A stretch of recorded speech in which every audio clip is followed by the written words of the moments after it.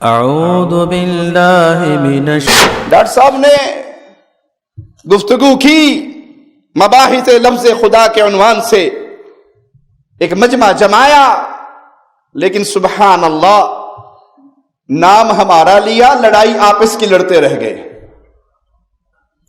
ان کی یہ گفتگو ہمارے جواب میں نہیں بلکہ اپنے مولوی پیر افضل قادری کے خلاف تھی۔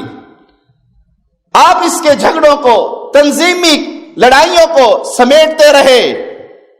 اللہ نے موقع دیا تو ہم اس کی تفصیلات آپ کے سامنے رکھیں گے۔ وہ کہتے تو یہی رہے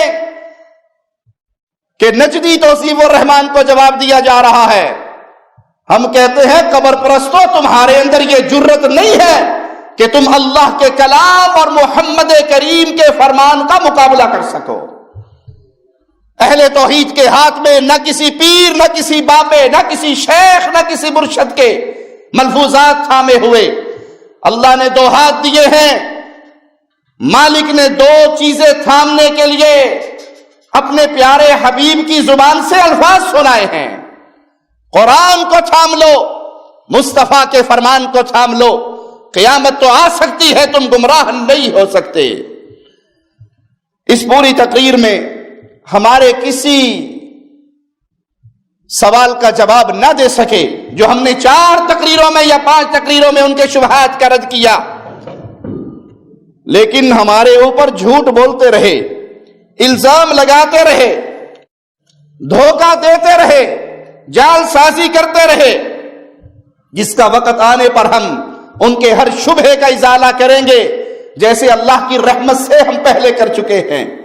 جلالی صاحب کی یہ پوری تقریر پارٹی کے دوسرے دھڑے اور ان کے مفتی صاحب کے خلاف، جن کا بیان انہوں نے سنایا، اشاروں اور کنایوں میں مذاق بھی اڑایا اور صاف لفظوں میں اپنے پیر افضل قادری کو بے حیا بھی قرار دیا، اور اس تقریر میں بار بار نعرے لگوائے، صرف اللہ ہی خدا ہے، صرف اللہ ہی خدا ہے، صرف اللہ، صرف اللہ، صرف اللہ۔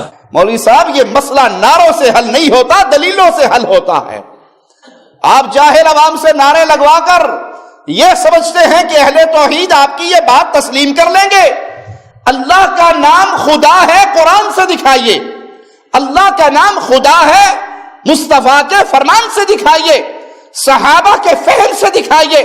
خالی نعرے مارنے سے اپنی جاہل عوام کو مطمئن تو کر لو گے؟ کتاب و سنت کے متوالے آپ کی بات کو تب تسلیم کریں گے جب دلیل پیش کرو گے، اور یہ نعرے ہمارے خلاف نہیں۔ آپ نے جتنی کتابیں پیش کی، جتنے حوالے پیش کیے، اس دور کے بہت بڑے تکفیری احمد رضا خان بریلوی کے فتوے اور ان کے ماننے والوں کے فتوے، یہ سب آپ نے اپنے پیر صاحب کے خلاف اور اپنے ساتھیوں کے خلاف پیش کیے۔ آپ بھی سن لیجئے،